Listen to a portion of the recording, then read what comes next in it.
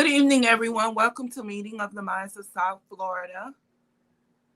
I'm Paula. And I'm Chris. You sure you're Chris? I'm positive. I don't have two different names like our guest tonight. You know what I'm saying? I got to figure this out. Here we go. He throwing you up under the bus. You see how you can't I got tire marks on my back already. It's all right though.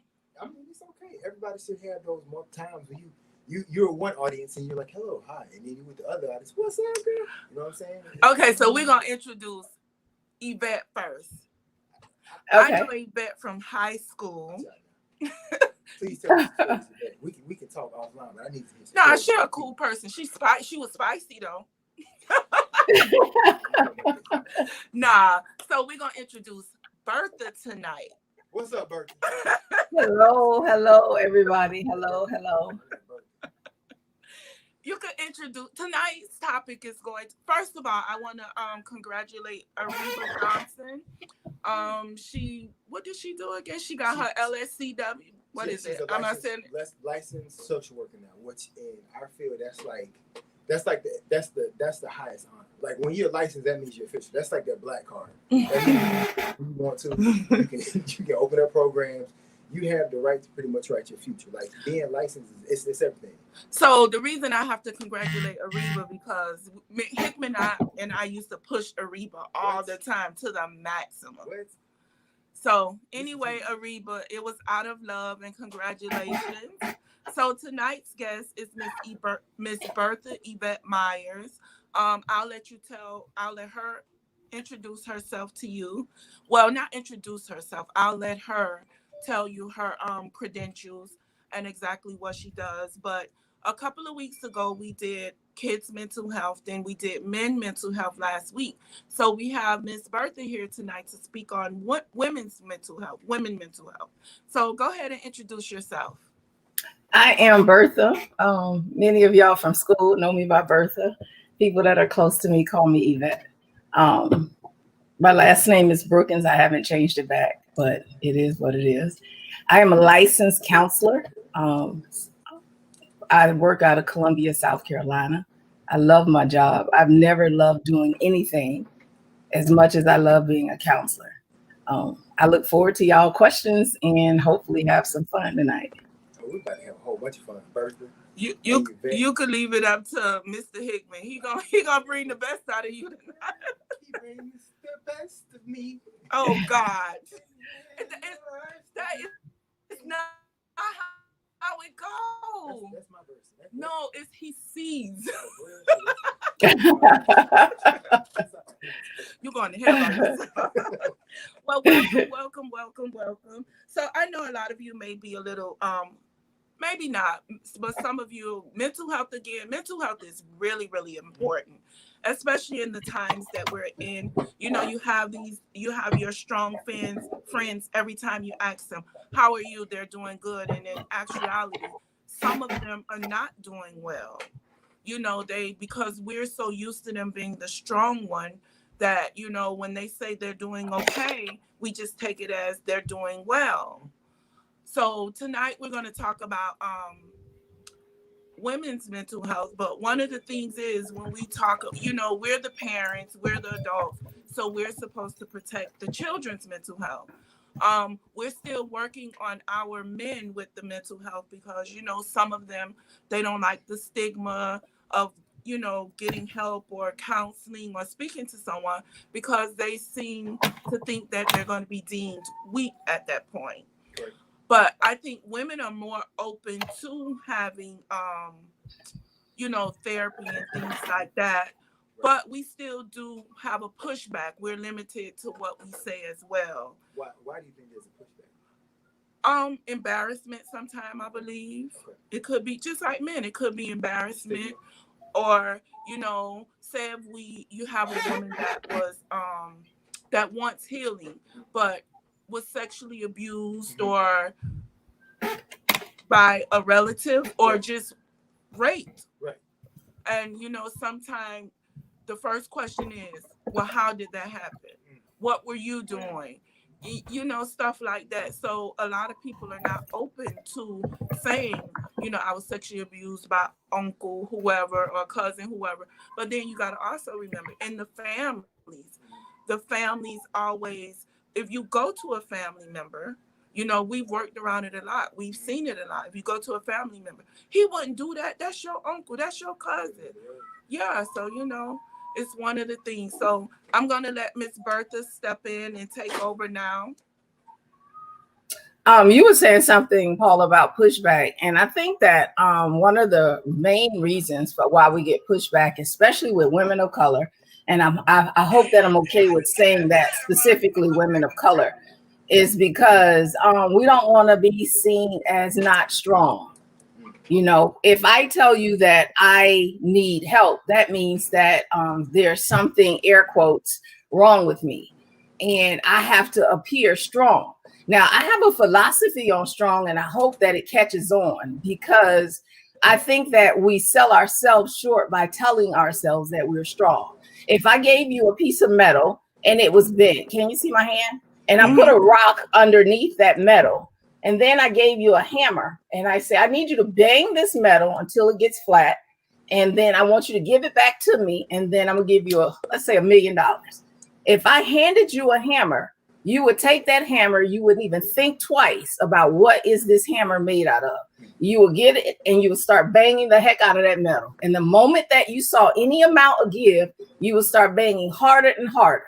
And then when you got that metal flat, you will hand it to me and say, Bertha, here you go. Let me get my $1 million.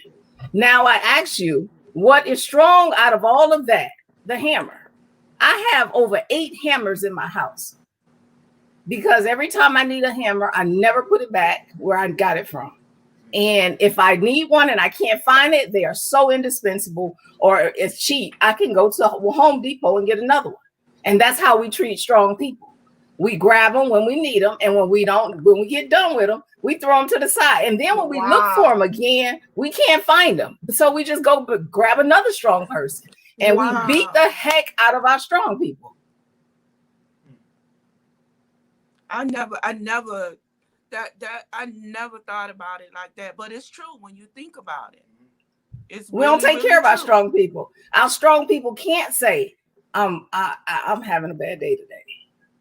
Our strong people can't say, the people that I'm seeing now are the people that are the strong people, because everybody is in their own corners with the virus. So nobody is really experiencing a lot of crisis.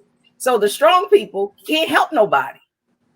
And because they feed off of the energy of helping people, now they're going, I don't know what to do with myself.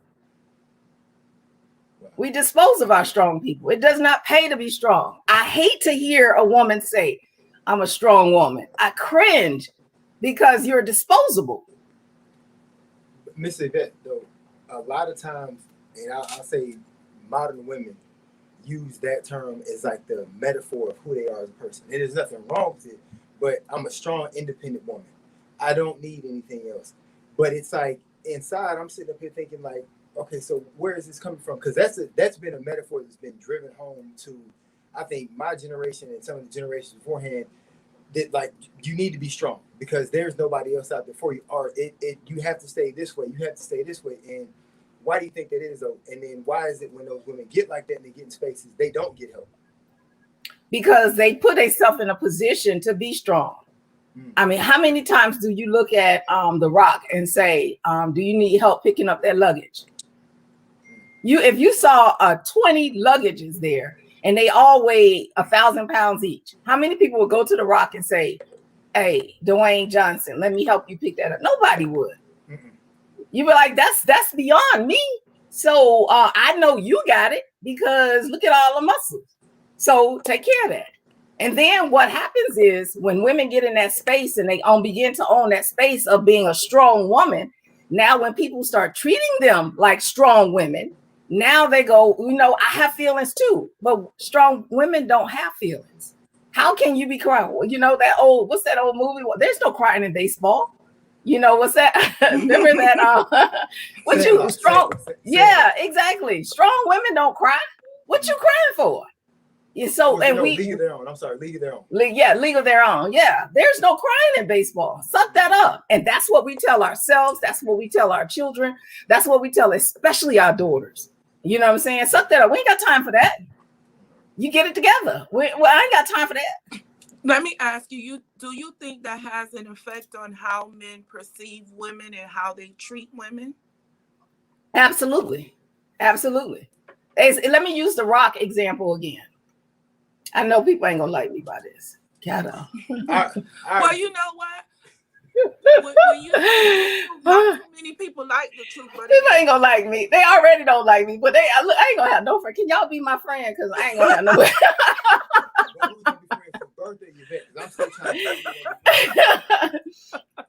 If I go back to the strong woman thing, you know what I'm saying? People don't, you know what I'm saying? Repeat the question again. I want to make sure I got this right.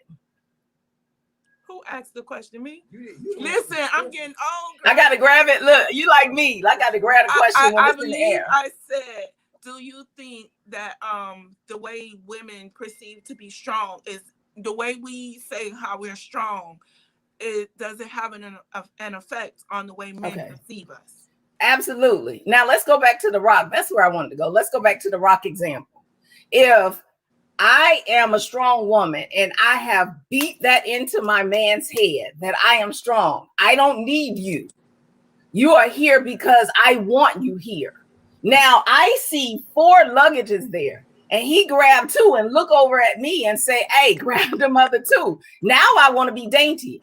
Now I want to, you're going to have to choose which one you want to be, because strong people are not dainty people. Not saying, before you start seeing messages, I'm not saying you can't be physically strong and be dainty. I am I'm opinionated, especially when it comes to my passion, but I am not a loud person. So, you know what I'm saying? But you can be strong and dainty, but not strong and dainty. Does that make sense? Yes.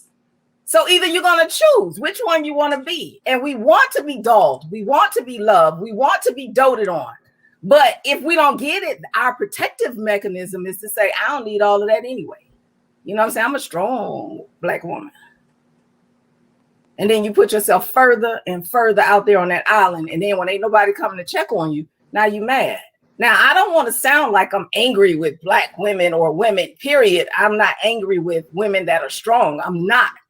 I'm just saying that this is how the conversation is going. This is the part of counseling that I see the biggest issue with, is being strong.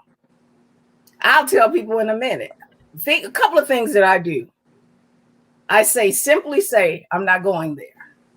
That's when I see somebody's trying to take me somewhere on an island that I'm not willing to go mentally. And people go there all the time. I say, I'm not going there. I'm not doing this today. And this is not who I project myself to be. Now, in those 3 statements, either you're going to come on board and allow me to be the woman that I am, or you're going to force me to be the woman that you don't like. And I let you decide that. That's when Yvette come in at. That's Yvette right there. No, that's Yvette right there. I'm gonna start teasing you. But why do you think women put up that strong? Because they have to. They have to. I mean, if you look at, I cannot say, this is how I look at it. You cannot take. I see so many people taking cherry picking incidences and then saying, this is why. You know what I'm saying? Then I'll cherry pick something else and then they'll say, this is why.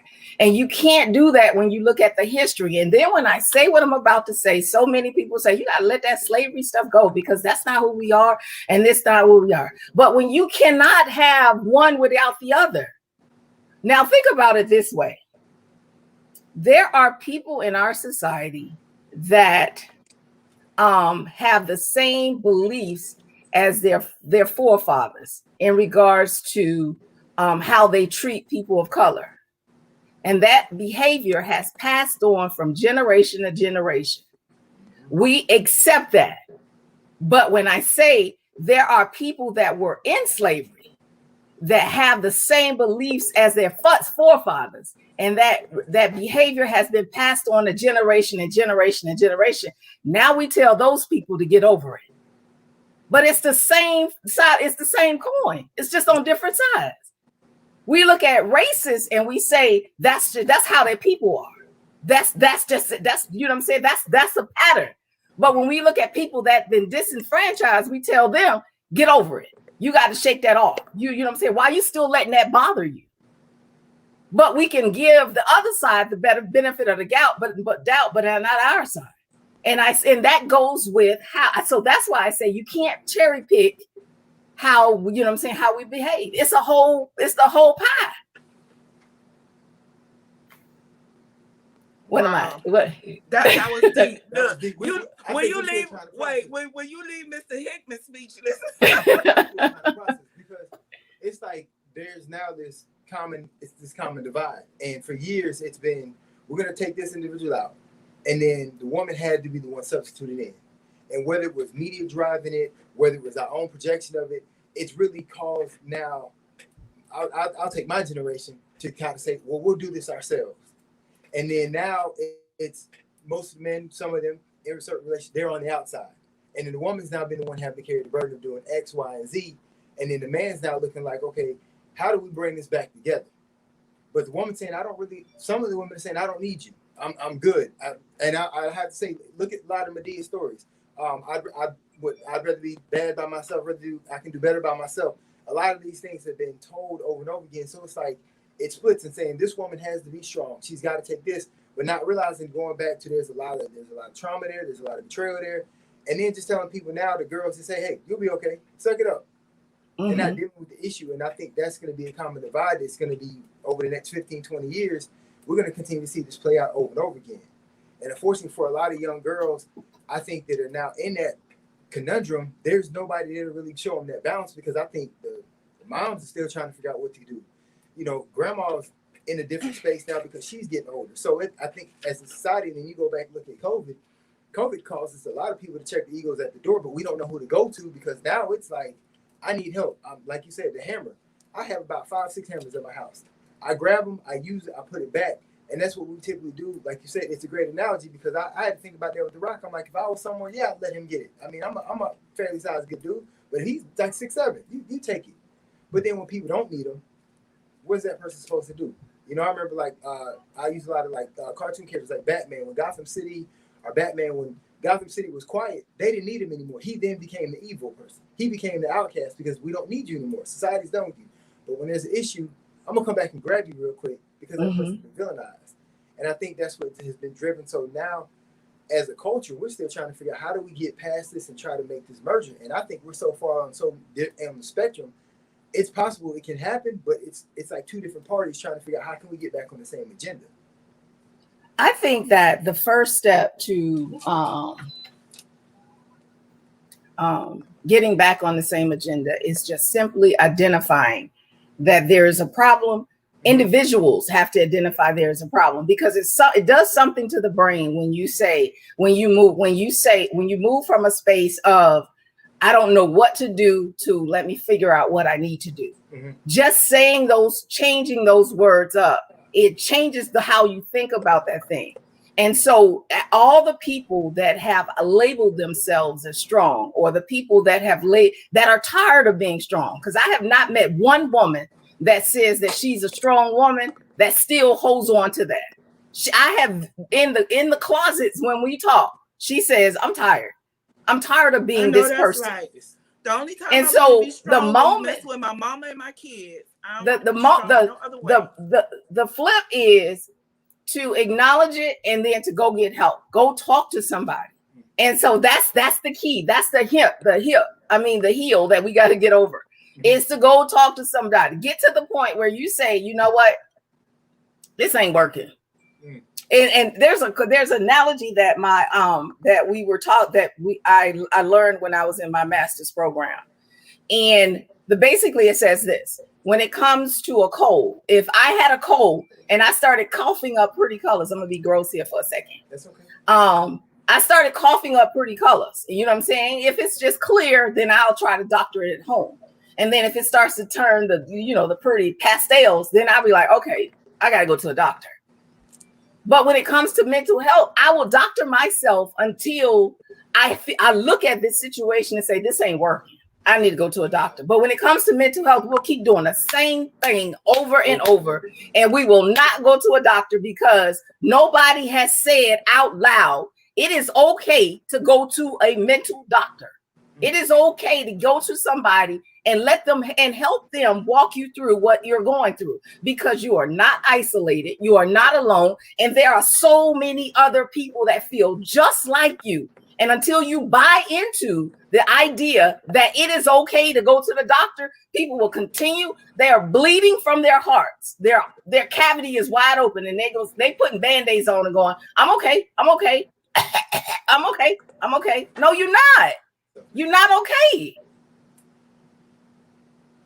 You remember when Dr. Bloom said one time, it's nothing wrong with having therapy at least once a month. It's just like, it's like when you go take your car for the oil change or tune up. We have to take care of ourselves, because what we do with our car, we make sure we take it to the car wash, get it shined the inside, detail the rims, make sure the armor all and all of that stuff. But we don't do that for ourselves mentally.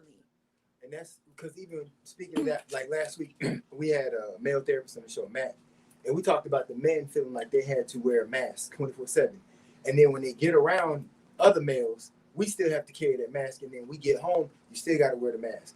And then it's like the same thing for, our women. They got to wear a mask because society is labeled X, Y, and Z. And I'll take it there. I feel like as a people, we have to wear masks. And I feel like it's a burden for us because it's like we have to play this card. And I don't know. I feel like, and I'll say it, I feel like some other races don't have to do that. They don't have to wear this mask out in public, because when you see them, it's a visual perception. This is who this person is. Well, if I walk into a store right now with the mask on, they're automatically going to look at me. My other friend, Chris, we went to the same place. They're not going to, because it's not as, he's a Caucasian, so he's not considered a threat. If a black woman goes to a place and she gets loud, this is what we expect from her. If she says something, this is what we expect her to take it up to here. If a Caucasian lady does it, or Asian lady, it's perceived as different. And I feel like it's disenfranchised at some levels, because we all have to wear masks. And then now, as the people, we're sitting here because of COVID, looking, trying to find strength. And I know strength is in numbers, but if I'm struggling and you're struggling, we can't struggle together. So let me ask you a question.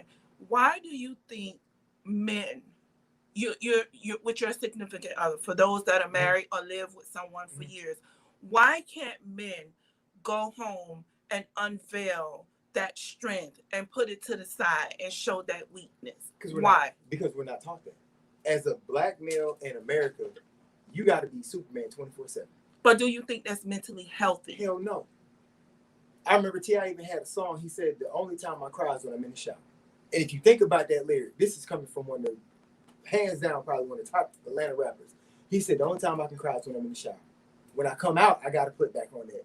You got to put on the cape. That is, as males, as black males in America, that is what we're taught. Anywhere you go in, we're always on red alert, DEFCON 5. Do you think females go through the same thing? Yes. And it's not healthy. Because it's like whenever you go out, it's like I'm a boxer. I always got to have my guard up. Right or left, I'm about moving, weaving. And that's tiresome for anybody. But I don't understand with your significant other, why you can't show vulnerability, weakness. And I've gotten to the point where normally I can, but it took me a long time to get there. I'm actually now just getting it. We just had this talk maybe 3 months ago, and I don't mind talking about this, where I feel like I can talk to her. And it's not a bad thing, but where men are not taught how to display emotions. We're not taught how to talk about that. And I'm looking from my standpoint. My dad didn't start talking about his emotions till maybe, I want to say maybe, we didn't actually have a conversation about being emotional until I was maybe 25, and he had cancer during the time. You see what I'm saying? Mm-hmm. And I remember we were sitting in the Lowe's parking lot. This is when we had this conversation. So I know for a lot of like men, it's a struggle. And then I know for women, I don't know if y'all feel comfortable sometimes coming to talk to us, because I think sometimes we feel like we're lost in the sauce. I mean, we're in the sauce together, but it's two different flavors.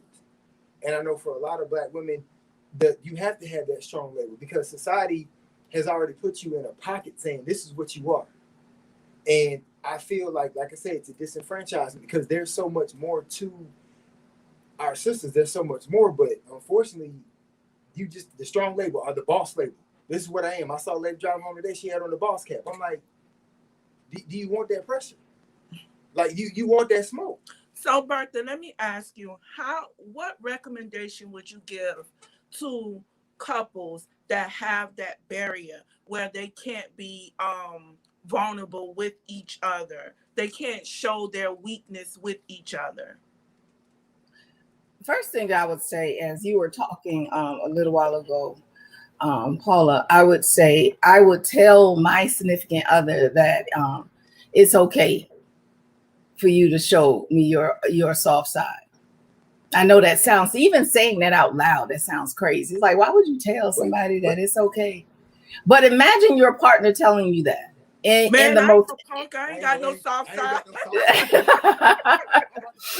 But imagine that you and your partner in one of those vulnerable moments, and then your partner, a female, saying to you as a man that it's okay if you start crying or you shed a tear, instead of her backing up or, you know what I'm saying, or drawing back with her posture, that she leaned in and say, it's okay. Well, I mean, that would break so many people. Now, and then on the flip side of that, you know, because I can't tell that story. I'll tell y'all slide. But on the flip side, on the other side of that, you know, the coin is you can't be out crying me. You know what I'm saying? You know, then we're gonna have a problem. You know what I'm saying? But I know I am. And that's Yvette talking. That wasn't Bertha. But there she goes. She coming out. You know what I'm saying? Bertha is like, let everybody experience their emotions and their feelings. And Yvette like, nah, dude, you can't outcry me. Let me do this. You got to shut that up. You know, that's the difference. But just imagine you telling your partner that it's okay. Now imagine that. Okay, imagine a man telling his significant other that it was okay for her to be vulnerable. Man, that would blow so many people's minds. If your man came home and said it's okay if you know what I'm saying, not just randomly, but if it was in a moment where it's like, you know what I'm saying? You know what I'm saying? It would blow your mind to say that, okay, I don't have to put on this, you know what I'm saying, this facade that I'm all of this. Because, you know, one thing that I loved about my ex is that what he was saying, you know, he's like, you can tell the world who you are, but I know who you are. And I know you cry. And I know that you are compassionate. Every single time he said that, I was like, my man, I'm having flashback, y'all. Let's get out of this moment. No, that's Yvette. That was Yvette right now. But you know what I'm saying? That's how you are. If you are you allowing them to? Are you giving them permission to be in that space where y'all can occupy vulnerability together? One of the songs, oh my God, it just came to me, Cry Together. Remember that old song? I can't sing, y'all. I'm a therapist. I can't. Oh, who is that? I just know it's Cry Together. That's one of the hooks in it. We cried together. We cried together. Yeah, that's it. You know, but I know it's I ain't gonna even try. The singer is Lenny something, right? Lenny Kravitz, was it? No, not Lenny Kravitz. No, look, I'm all wrong. Lenny Williams. Lenny Williams? Yeah. I think that's it. Yeah. So you know what I'm saying? So back then we you know what I'm saying? It's all right. We gonna take this in. But we stopped doing that somewhere. We told ourselves that, you know, we can't. I ain't finna show my soft side. I'm not gonna allow myself to be vulnerable. One, it's a protective mechanism, because if you keep putting yourself in a position and you keep getting hurt, then you're gonna start to get hard. You're gonna start to pull the outer shares. This is Shells On. There's a group that I developed called Unwrap, and it's for young girls and women. And basically the premise of the group is this. It's a group meeting, and I haven't brought it to Zoom yet. And that's my focus within the next 90 to what's that, 120 days. And basically the premise of Unwrap is we spend so many times as children being unprotected by uncles, cousins, the man down the street, the cousin down the street, the play cousin. And then you get to a space where you don't trust men and you cover yourselves up. And then when you get ready to meet your mate, you got so many freaking layers on that, you know what I'm saying? He don't even have the time or the energy to dig through all of that stuff to get to the authentic version of you. And Alicia so many Brown said the song is Cry Together. Cry Together, yeah. The OJs. The OJs, yeah. So so he can't even get to the authentic version of you. So sometimes it takes you to just sit down and undress psychologically and get to a space where you know what I'm saying. And this is the thing about one thing that I'm not tooting my own horn. I believe in love. I believe it ain't nothing, no greater feeling than to have somebody got your back. And regardless of what I've been through, I still hold to that love is real. Yeah. And the moment that you get to the space where you don't believe in love, that you can be vulnerable in the presence of someone and they are not out to hurt you, I think that's when you become too hard for yourself. But it's a lot. You know how Facebook is. Whether they're telling the truth or they're just putting on the show. You have a lot of women that are saying, I don't need a man. Not necessarily saying that you need a man. But I don't want to be strong all by myself. I really don't. I don't like that. I don't want to be. TD Jake said it best. I heard TD Jake said many years ago. He said, yes, you can pay your own mortgage. Yes, you can buy your own car. But why would you want to? It's true. Why would you want to do that? Why would you want to hold everything down to work 24/7? I have clients now that one of the clients that I have, she said that she go to work all day. Her husband works at home because of Corona. And then she goes to work all day. She works 12 hours at home away. Then she comes home and prepares dinner. And then I'm like, why? You know what I'm saying? That's what Yvette want to say. But Bertha, got to say, like, why would you do that? You know what I'm saying? He's sitting home and he gets off at 5. You don't get home till after 7. Why is you making them wait till you get home to fix dinner? That don't make sense. And I think the need to be needed sometimes can be the answer to that, because we want to feel needed. The most difficult part of my life for me personally was when my husband left, when my children left and went off to college, and I was in a 27 square foot home, 5 bedrooms by myself, looking at the walls, about to lose my damn mind. And I said, what? I didn't plan for this. I didn't put things in place for this. I almost lost my mind. That's what pushed me to go see a counselor.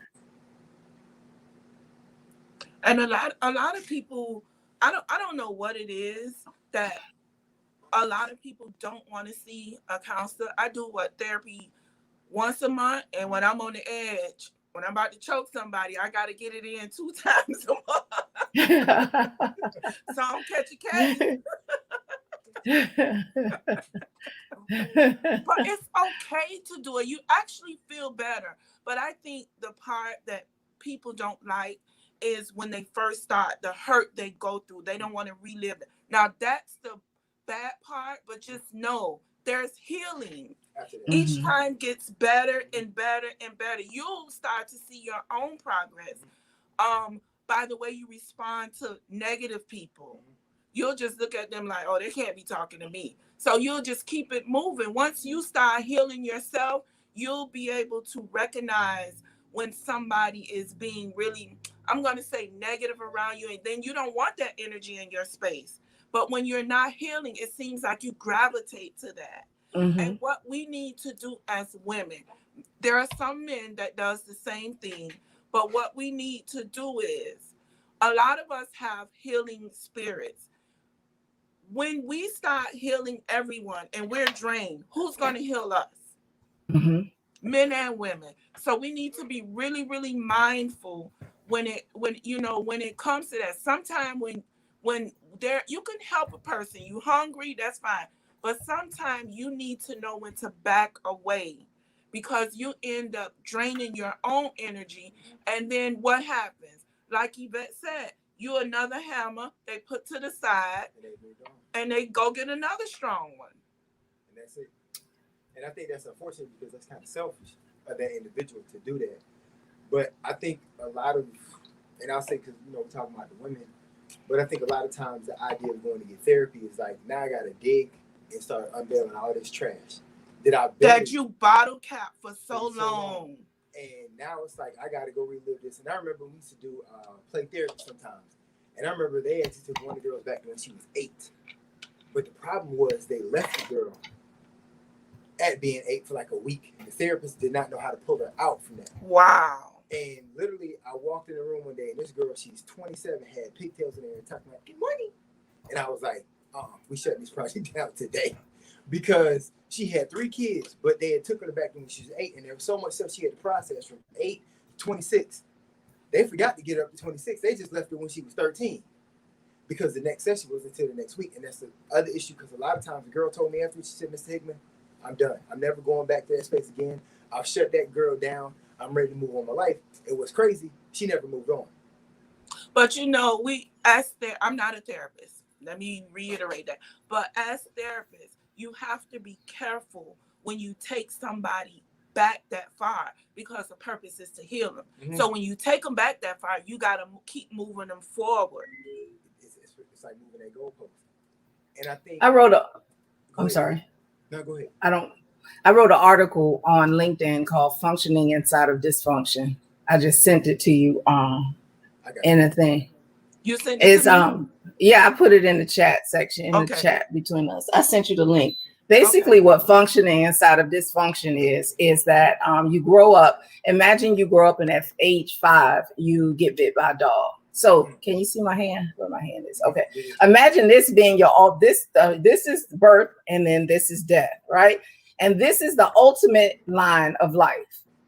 So at 5 years old, you grow up and you get bit by a dog. So now you're living in this reality, because you begin to see things through the eyes of being attacked by a dog. At 10 years old, you shift over again, and this becomes your reality because you was bullied in school. Okay, let's just stop right there. So this is your actual reality. This is the ideal reality. You ever meet people and they just so naive? You say anything to them and they believe them. Now, when I was growing up, we used to make fun of those people because, you know what I'm saying, they believe anything. It's like, you believe anything. Why would you somebody tell you something, you believe it? Their reality does not allow them to function inside of dysfunction, because the people in their lives were likely supportive. The people in their lives were likely authentic. So now when someone presents to them outside of their reality, it's difficult for them to take on or to believe that somebody will be purposely deceitful.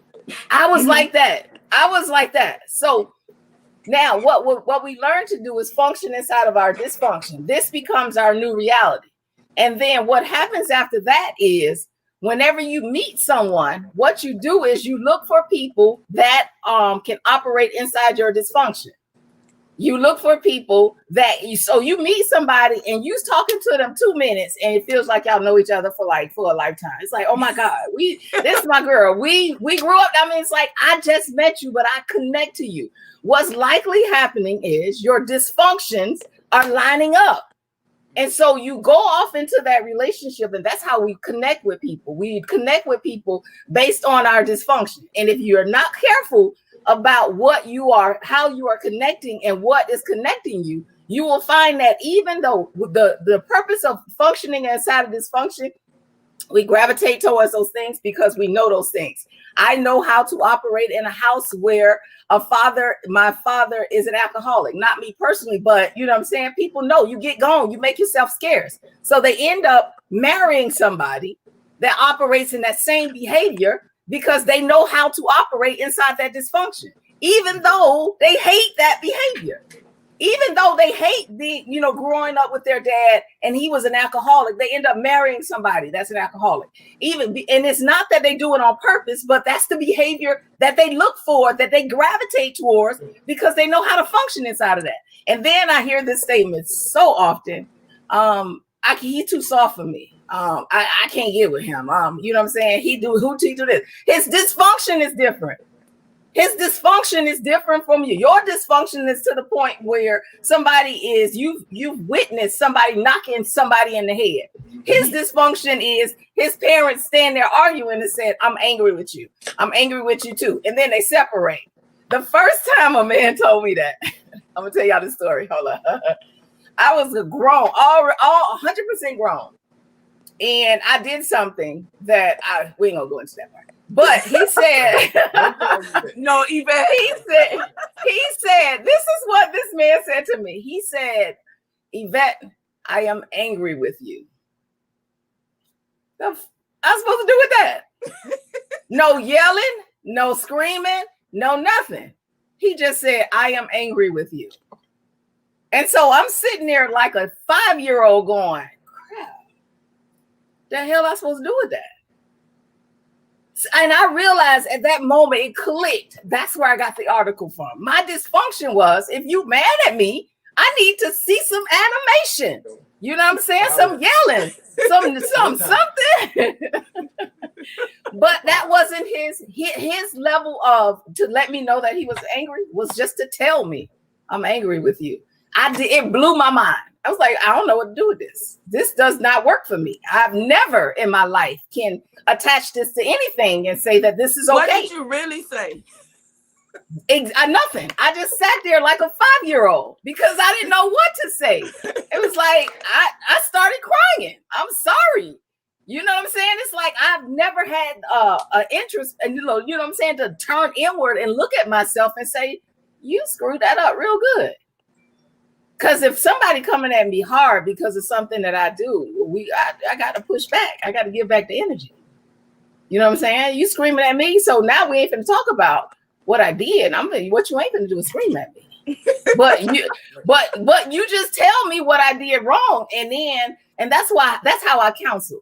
When you're talking to your partner, tell them what happened and how it made you feel. That's it. Anger is not a feeling. It's just, okay, what we want to say, this is what we want to say. Okay, to imagine two people sitting down, and I'm going to pick on men. His phone keep going off, beep, beep, beep, and she don't say nothing. She just looking like, what's going on with their phone? And then he get up and walk away. He come back, and the phone's still jumping. He forgot. You know what I'm saying? She picked the phone up, so she see something she don't want to see.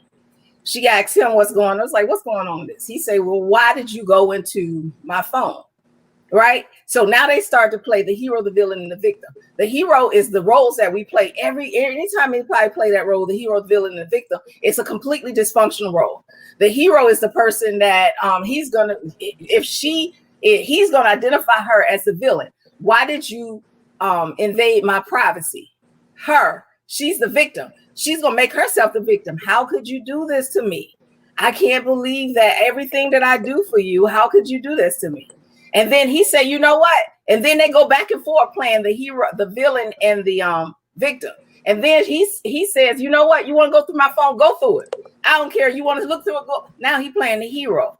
Now we go back and forth in that role. Hero, the villain, and the victim. That is completely dysfunctional. And that's how we continue to spin this same cycle of, you know what I'm saying, dysfunction.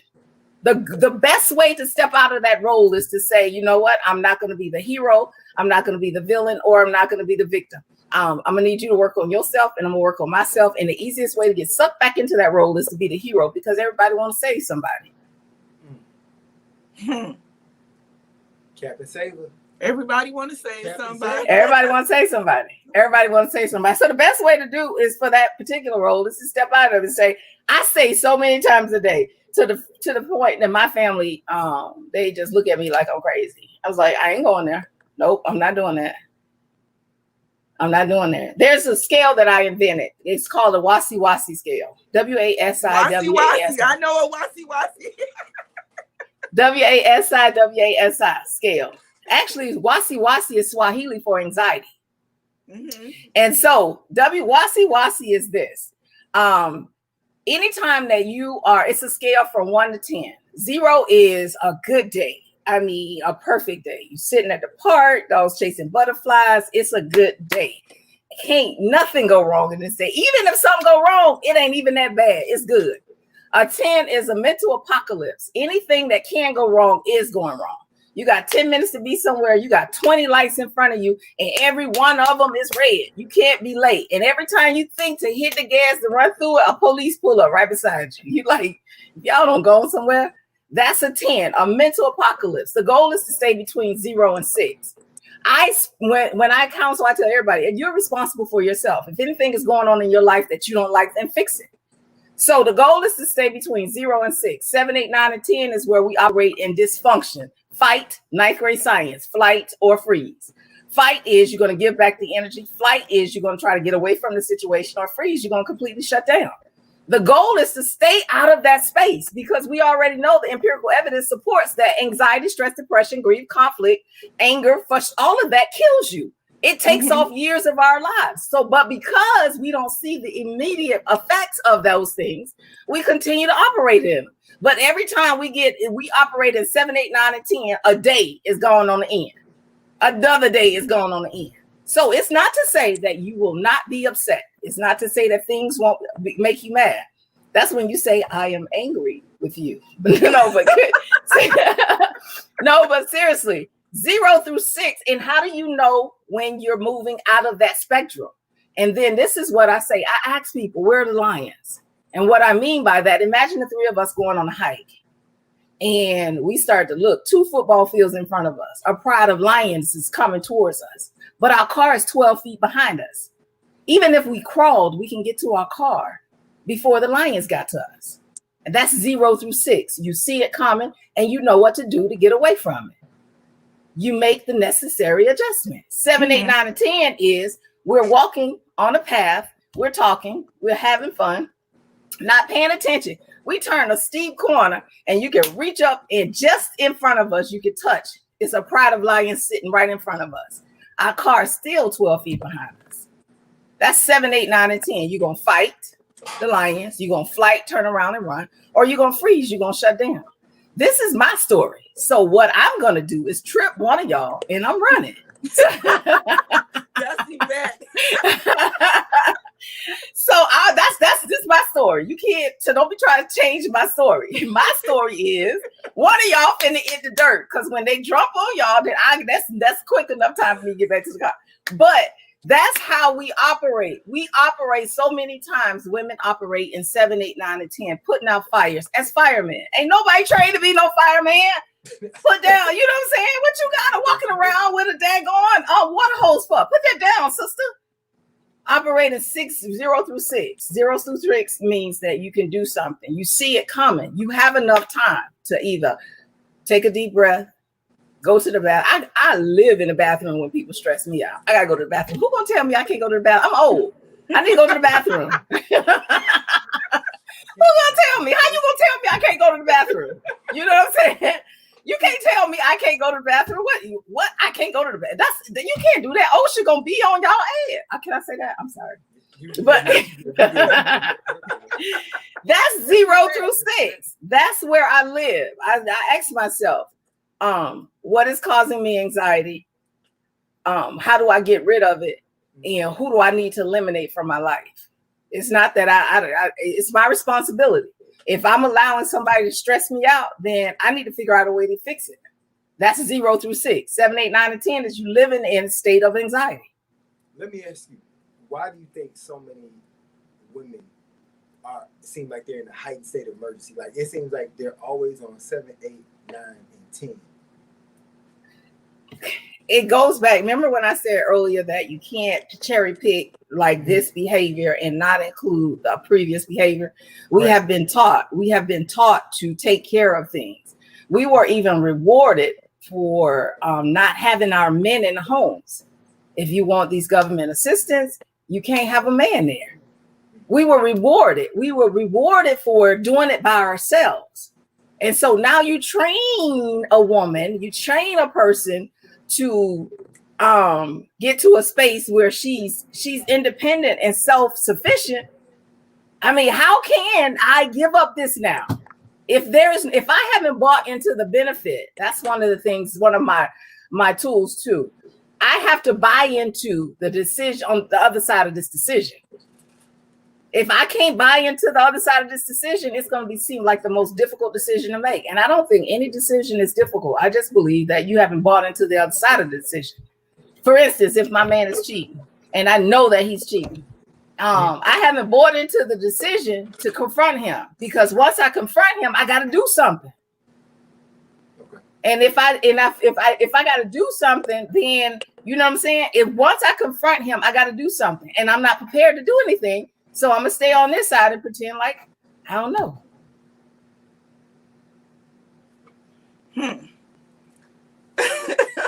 It sounds like we could have done couples counseling too. I know, right? You know what I'm saying? We could've done couples counseling. I actually do couples counseling, and I have couples that come to me, and then they give their friends my number. And I mean, I have couples, friends of friends of friends, that I counsel all of them. Hey, Kenya. Kenya said hello, Bertha. Kenya Smith. Hey. School. I remember. Hey, Kenya. What it is with you, I believe, because you give the Bertha version and the Yvette version. And when you have somebody that could give it to you, I'm going to say the book way and then the real way. Yeah, they can't. You know, this is the right thing to do. But if it was me, I'd tell you this, you know? Exactly. That's what I say sometimes. Like, this is what's the proper thing to do. Psychologically, we cannot operate in that space. And then the Yvette be like, girl, we ain't even doing that. But see, I love that because a lot of therapists tackle stuff from an academic standpoint. And they don't want to they don't want to dive with the person. They don't want to look at the issue. Because academically it says, let's go here.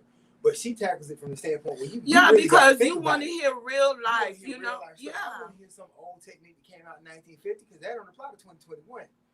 But some therapists say, oh, well, from an academic, no, but she gives it to you raw. And she gives you, well, this is the correct way to do it. But then, you know, if you...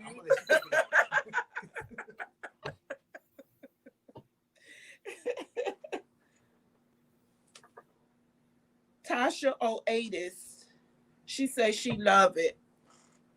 Tasha Otis, that's my girl. Hey, she Tasha. Good stuff. That's my girl. Tyrone Wells said great topic. You know, Charles Arnold. Yeah, and Richard Morris says great show, great energy. He was a previous guest. Hi, Auntie Bowie. And Anthony Gerald. Hey, Aunt, how are you?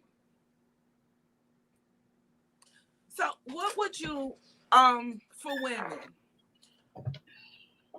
that are afraid to seek therapy for whatever reason, whether they don't want to, Uncle Tommy could be gone, dead and gone. And what would you tell them? First, I want to say, forgiveness and healing is not for the person, it's for you. I wrote an article on that. Hold on. I wrote an article on forgiveness. Copy. I'm gonna put it here also.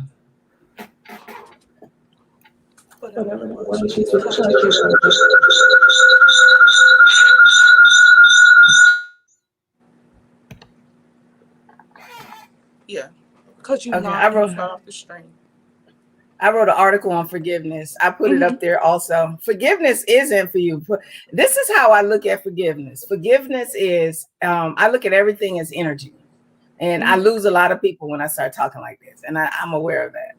But I look at everything as energy. And forgiveness is simply saying, I release the energy, the negative energy that binds me to you. Mm-hmm. It does not mean that I got to we got to start having barbecues together. It does not mean that you can come back into I invite you back into my space. Actually, that is quite foolish for someone to hurt you. And then you invite them back in their space because you forgive them and know you're not being petty if you don't want to invite them back into your space because they've proven who they are. You can forgive people and not ever with them again. You know what I'm saying? And that's just a choice. So forgiveness is just simply saying, the energy that binds me to you, I'm gonna release that. And you can do that just like that. Just like that, just deciding that I'm not. But what happens? This is what happens when you don't forgive somebody. When somebody does something to you, they wrong to you. My feet getting cold, y'all. I gotta turn my heater back on. Okay. There she go. So this is what happened when somebody does something to you. When somebody does something to you and you don't forgive them, every single time you see their name, you hear of them, you have to remind yourself that you don't like them. You have to. It's a conscious decision that you have to say to yourself, oh yeah, I don't like them. And then after a certain amount of time, you actually forget what they did. You don't remember over the years. I've seen people be mad at each other for years. And then I was like, and then they'll come to me. I say, well, what did your mom do to you? I don't remember. I can't. You know what I'm saying? Because over the years, the brain will forget. Exactly. Unless it's something that completely violent. It has to be something, you know what I'm saying, though, to put a stamp on it. But most people forget. It's just a wrong. And then it's not even necessarily a wrong. It's just a perceived injustice. I felt like that because as close as we were, that you should never have done that. But I never told you how I expect you to behave in my presence. And that's what I think was wrong with. That's the one I think is the biggest issue with women and how they fall out, because they never tell each other how they expect. Now, for me, every woman that has ever been close to me, we already know. I don't care if your man is the last man on the earth and you dated him when he was in 5th grade and we are now 53 years old. He is off limits. That's my space. So he is off limits. So you like, girl, this Bertha, this we was, you know what I'm saying? In 2nd grade, we kissed. Dude, I can't kick it with you. You kiss my girl. You know what I'm saying? I can't. That's just that. And see, that's the space that I operate. And so many people, then we get to this space of, oh, that's petty. Ain't no way. I'm missing out on a good thing. I've never seen a relationship that does that and they are happy. I've never seen it. They always have issues, or they going back and forth with different things. My girl Felicia, I see her name popped up. I've been knowing Felicia since back in high school. Ain't nobody she ever dated can look me in my face now. Dude, get away from me. Not even smiling. Not even now, today. Felicia is married. I done been there. You know what I'm saying? No. Where they do that at? Exactly. And that's when we aren't clear with our expectations. We aren't clear. I've been hurt for so long. And just imagine me taking on a position that I've been hurt a very long time. People have betrayed me all throughout my life. And then I meet somebody and we're, you know what I'm saying, functioning inside of dysfunction and we gravitate towards each other. And then this is my girl. And then I immediately pull her over to my side of expectations, but I never tell her what I expect of her. And then the moment that she turns that corner, I go, I can't believe she faked just all the rest of them. And then then the first thing that I ask when they come to my office, did you tell her what you expected of her? No, she should have known. How? Everybody don't have that same code.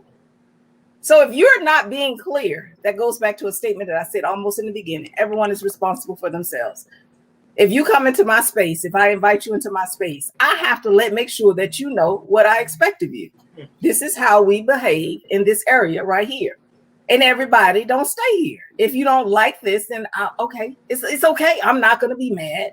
I'm not going to, throw stones. It's just that this space right here, you can't occupy. And it's okay. It really is okay. I'm not angry. You know what I'm saying? I'm not throwing shade. I promise you, it's all good. But you know what I'm saying? Because you have another level of expectations. And over here, this is not what we do.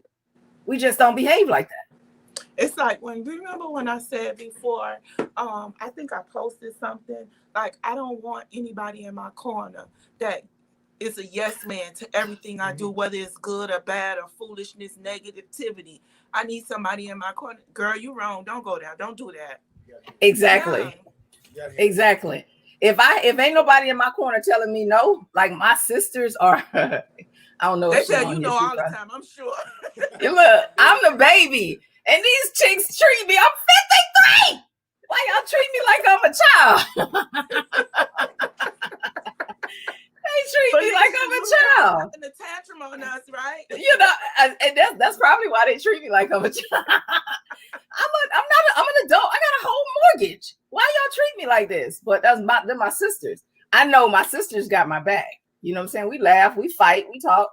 But you know what I'm saying? It's certain things that I don't even think about. It's like I ain't even got to worry about that. My girl Felicia, certain things I ain't even got to worry about that. You know what I'm saying? And what would you do if your man told you that Felicia, you lying? And I'm wondering why you lying to me about Felicia, because Felicia wouldn't do that. And now I'm gonna put it in this space. I know Felicia, Essex, James. But if you tell me that Felicia did something, I need let me see. Because if you're gonna come to me with that, I need something else other than your word. I need to see something. And then that's how it is with friends. If I call you friend, you can't come to me just to say, girl, you heard about no. Hold on, let's call her and see if she know that you're talking about. Let's call her. I have said that many times, and people don't talk to me no more.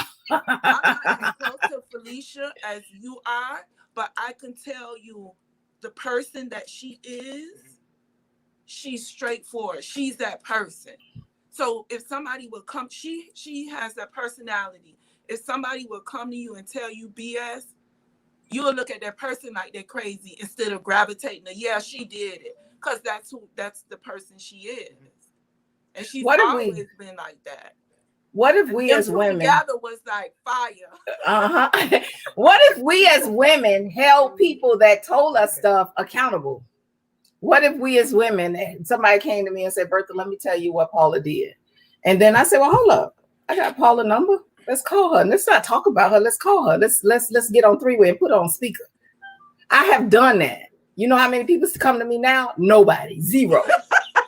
Nobody. I'm not gonna buy into the foolishness. I'm not gonna buy into it. Even if you did it, Paula, I want to know why. Tell it. Why do I need to know? What you want me to stand in the gap and pray with you about that thing? What you want me to do? You know what I'm saying? I can't do nothing. Yvette, I wish so many older women would talk to the young women about that, because there's so many teens I see that get in fights, altercations with people because somebody said something, and it may not even be what the person said, but there's no accountability. It's just like, girl, he said this, and this, and you with your man. Even over men that I'm not gonna say because that's somebody's child, but even over a man that is not gonna possibly be in their life for the next 10 minutes. It could be. There's so many youth I see that get into these altercations about, well, I heard such and such with your man. Okay, let's go beat it. I had a girl, she's in foster care, rode the bus from, she was in Pembroke Pines, rode the bus from Pines all the way to Margate because somebody told her boyfriend was over there. She gets to the house at 10 o'clock at night with two other friends to confront the girl out in the house. And I was like, when you got over there, was he there? She was like, no, he was at another girl's house down the street. But see, the fact is, these three girls got on the bus and rode with her from Miramar to Margate. Instead of saying, girl, just leave that alone. But see, going back to that accountability as a community, talking. And that's why I think there's so many bridges and gaps, because there's not, and I love the fact you have a rap coming, because there's so many young girls that need that, because they may not be getting that from their home. And sometimes, that I think that's going to be great for the next generation, because they have that accountability, because you guys had that. And a lot of these young girls, they don't have that. And they're searching for that. I'm gonna say something back. I'm sorry, Flex. I'm gonna say something to go back to something that I said that it's hard for me to cherry pick, because if you've never had anything to call your own, the moment that somebody attached themselves to you, you will fight to the death for it.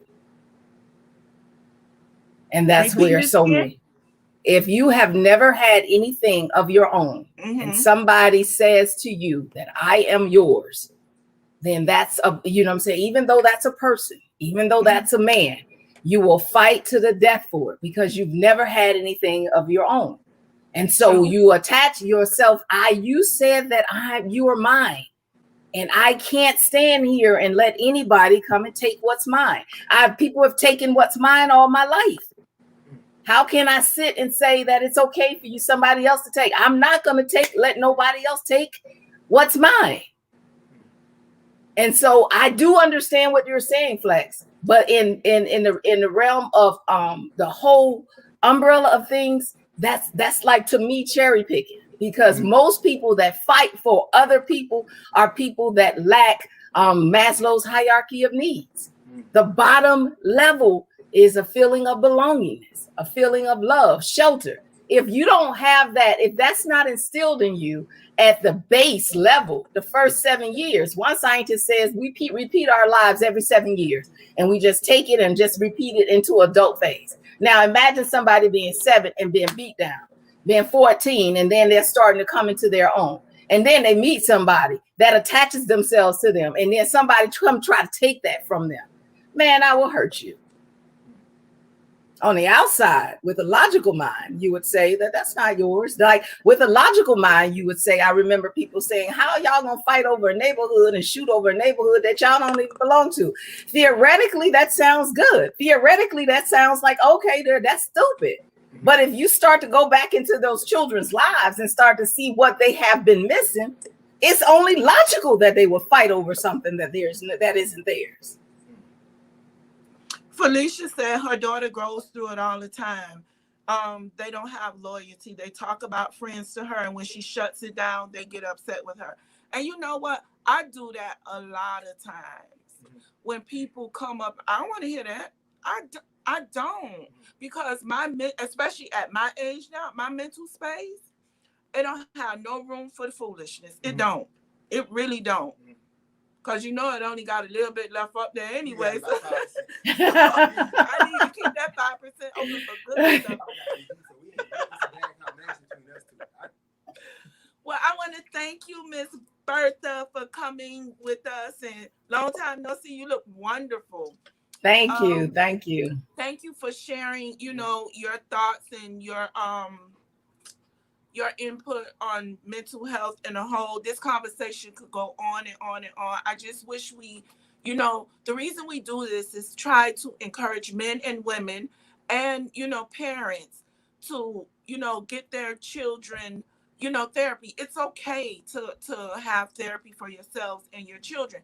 And 9 times out of 10, if you feel the need for therapy, there's something your kid may need it too. So don't just think it's your mental health, because we as adults, the things we do, our kid feeds into that energy. Our kids, they're very intelligent. If we're having issues, they feel that. They pick that energy up. So, I hope this helps somebody, or, encourage someone to say, okay, I'll get therapy, or, I'll see if I can talk to someone, or even contact Miss Bertha. Before I go, I always do a little quote, but this time it's like a quote. Was it a bad day, or was it a bad 5 minutes that you milked all day? I'm going to repeat it again. Was it a bad day, or was it a bad 5 minutes that you milked all day? So I want to say thank you again. I'll keep in touch with you. I have your number. And thanks everybody for the feedback, the interaction. And we'll be back next week, Thursday at 7:00.